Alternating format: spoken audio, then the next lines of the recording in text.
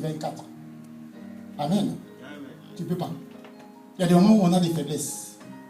Et c'est en ce moment-là où on a des faiblesses. Parce que les diables, ils nous guettent.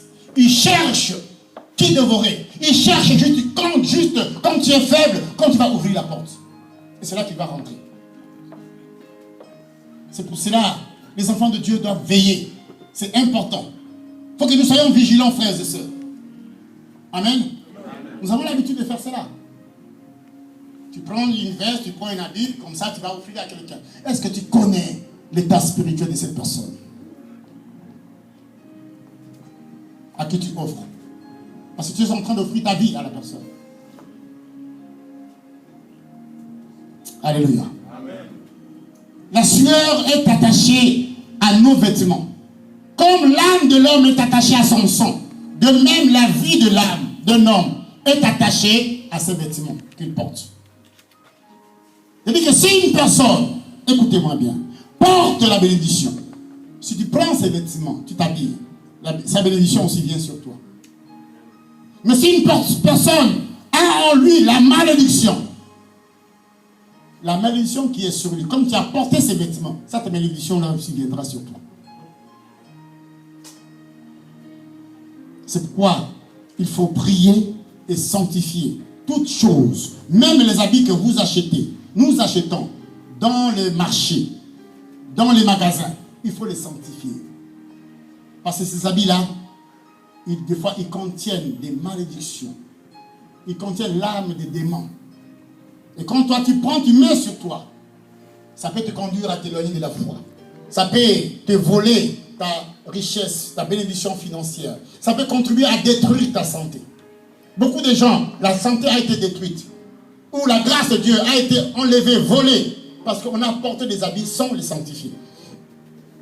Je vais vous donner l'exemple biblique. Parce que je n'enseigne pas, je ne parle pas en l'air. Si Dieu donne la révélation, c'est toujours en conformité avec la parole. Quelqu'un dit Amen. Amen. Et j'aimerais que vous soyez comme les gens de Béret. Chaque fois que je vous prêcherai l'évangile sur la table, vérifiez si c'est dans les Écritures. Si ce n'est pas dans les Écritures, dites le prophète nous a menti. Amen. Amen. Mais je vous donnerai toujours. C'est pourquoi j'ai pris ce thème sur la sueur, le premier sorte de sang, que je puisse en parler en long et en large, que nous ayons le temps de comprendre des choses. Amen. Afin que nous devions veiller sur notre vie. Amen. Premier exemple dans la Bible. Nous voyons une femme, dans le livre de Marc, au chapitre 5.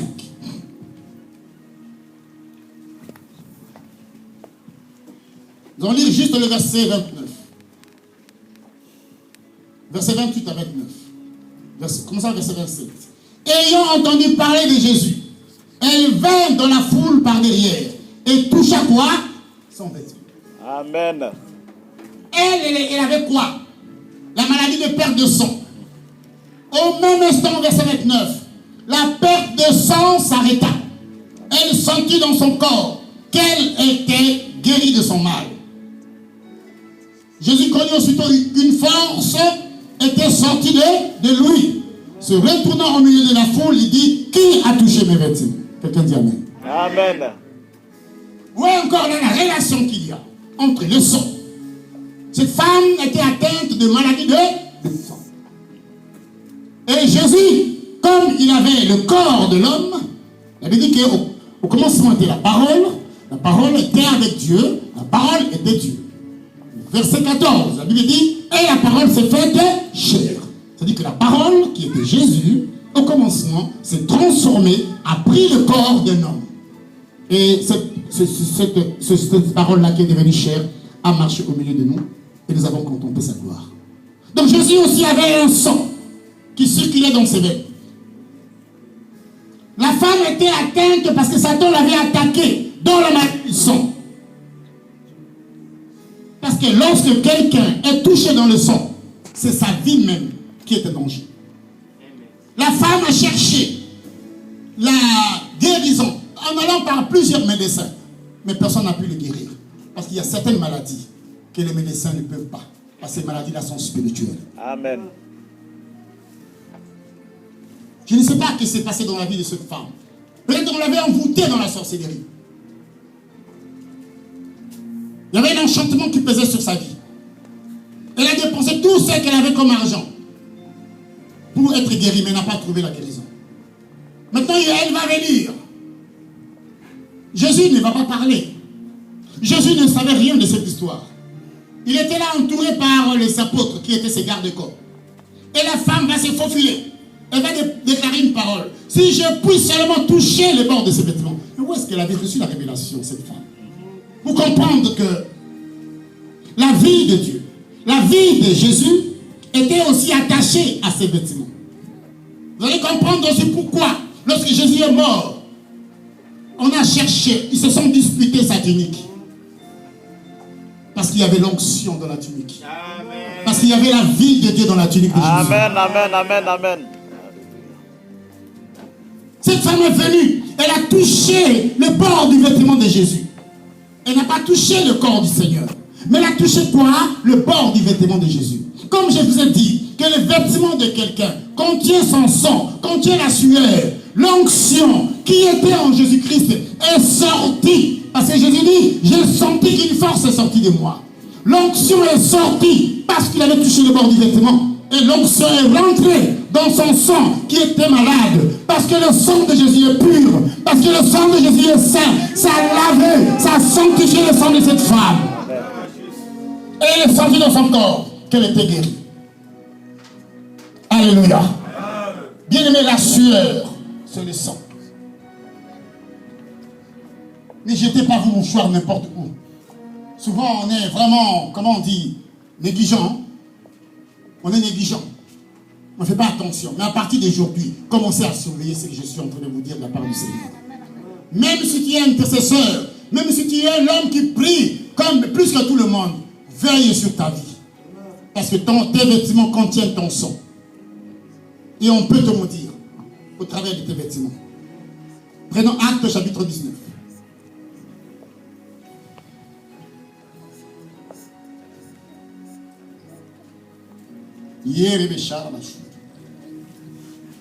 Actes chapitre 19. Évangile, lis-nous les versets 10 jusqu'au verset 12. Cela dura 2 ans, de sorte que tous ceux qui habitaient l'Asie, juifs et grecs, entendirent la parole du Seigneur. Et Dieu faisait des miracles extraordinaires par les mains de Paul, au point qu'on appliquait sur les malades des linges ou des mouchoirs qui avaient touché son corps. Et les maladies les quittaient. Et les esprits malins sortaient. Quelqu'un dit Amen. Amen. Regardez encore là, nous voyons le secret.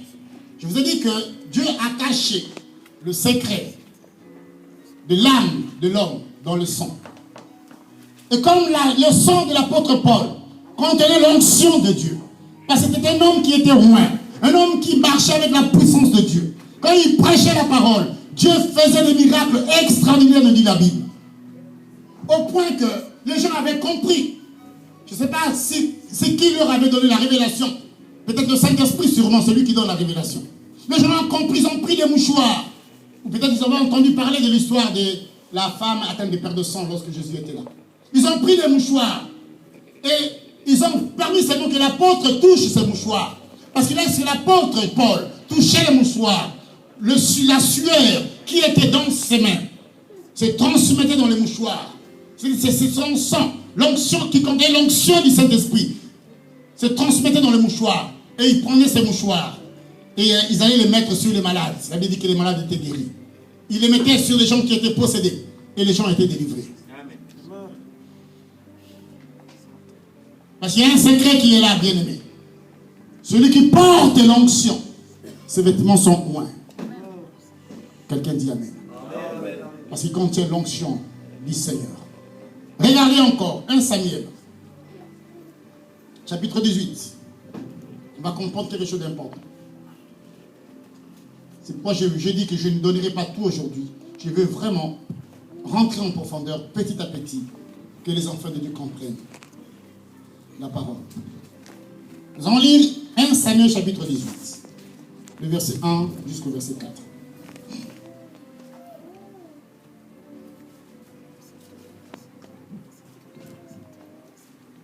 David passa en revue le peuple qui était avec lui.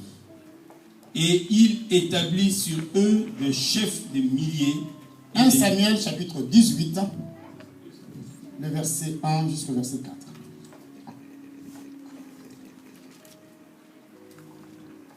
David avait achevé de parler à Paul, à Saül, et dès lors, l'âme de Jonathan fut attachée à l'âme de David.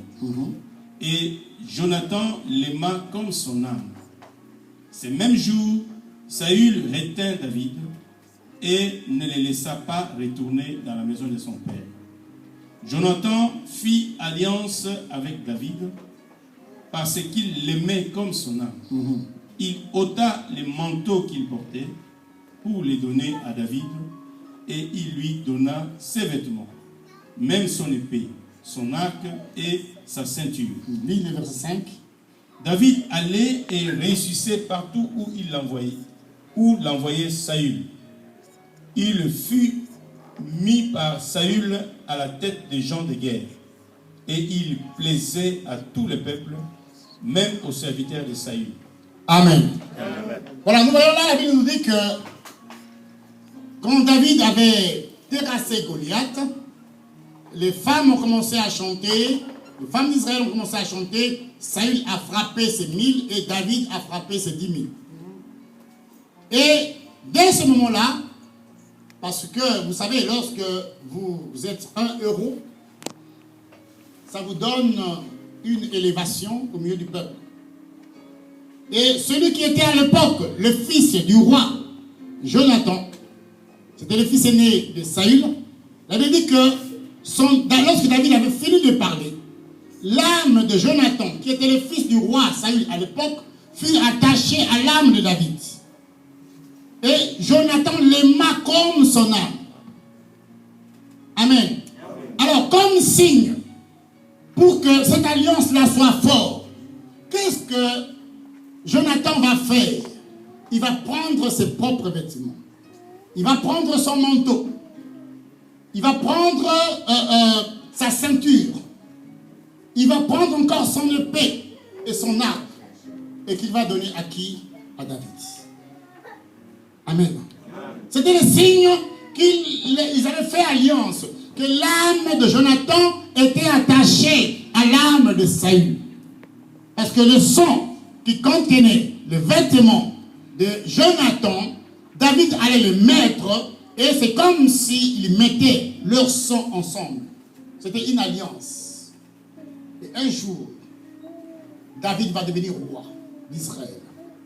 Et à cause de l'alliance qu'il avait fait avec Jonathan, il va déclarer: il n'y a-t-il personne ici en Israël qui soit un des descendants de la famille de Saül, c'est-à-dire de la famille de Jonathan, parce que je veux lui faire du bien. Il y avait seulement un petit homme qui était là, qui s'appelait Méphi-Bosheth, mais qui était exclu, estropié des pieds. Et à l'époque, il y avait une loi en Israël qui interdisait à toute personne qui avait un handicap physique de rentrer dans le temple de Dieu et de rentrer dans la maison du roi. Mais à cause de l'alliance, David a dit: amenez-moi cette Méphi-Bosheth. Et il a commencé à manger ensemble à la table du roi. À cause de l'alliance. C'est la préfigure que, bien aimés, nous qui étions des estropiés, nous qui étions des nations païennes, nous qui ne connaissions pas Dieu, nous qui étions des aveugles, nous qui étions des manchots, des boiteux, à cause de l'alliance avec Jésus-Christ, elle nous a ouvert la porte pour venir, comme on a fait ce matin, manger à la table avec notre Seigneur Jésus-Christ. On peut acclamer le Seigneur. C'est un privilège. Nous voyons là, bien aimé, que l'âme de quelqu'un est attachée à ses vêtements. On peut te faire du mal au travers de ces vêtements, de ton vêtement. On peut te bénir, comme on a vu là pour l'apôtre Paul, au travers de tes vêtements. Comme on peut aussi lancer des malédictions sur toi, au travers des vêtements. C'est pourquoi Satan, il connaît bien ces choses. Mais les enfants de Dieu ne connaissent pas ces choses. Nous sommes là pour vous donner la révélation, pour vivre heureux dans la vie. Quelqu'un dit Amen. C'est pourquoi les marabouts, les satanistes, les sorciers, pour lancer une malédiction à une personne, pour lancer un sort à une personne, il va te demander à la personne qui va rentrer dans ta maison, apportez-moi soit le sous-vêtement de la personne, apportez-moi sa chemise, apportez-moi son pagne, apportez-moi ceci, apportez-moi cela. Et des fois, il demande même apporter quelque chose qui est de plus intime dans la vie d'une femme. C'est-à-dire que ce qui concerne le cycle menstruel. Ils arrivent même à demander cela si cela est possible. Alors faites attention, frères et sœurs. Ces messages, c'est pour notre protection. Mon peuple périt faute de connaissance. Ne prête pas tes vêtements à n'importe qui et ne porte pas le vêtement de n'importe qui.